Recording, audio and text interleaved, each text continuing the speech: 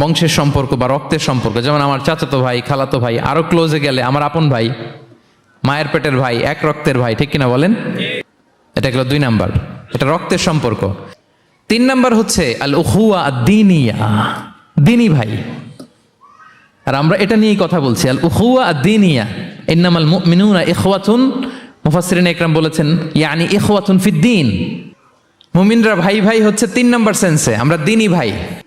আমি আপনাদের কাউকে দেখি নাই, আমাকে হয়তো সোশ্যাল মিডিয়ায় দেখেছেন, কিন্তু সরাসরি হয়তো দেখেন নাই। কিন্তু এই যে আমাদের ভ্রাতৃত্ব, এটা দিনী ভ্রাতৃত্ব, দিনী ভাই। আমরা কি ভাই? এবং ইন্টারেস্টিংলি এই দিনী ভাই বা দিনী ভ্রাতৃত্ব আগের 2টার চেয়েও মজবুত। কখনো কখনো এটা রক্তের সম্পর্ককেও ছাড়িয়ে যায়। সুবহানাল্লাহ পড়েন।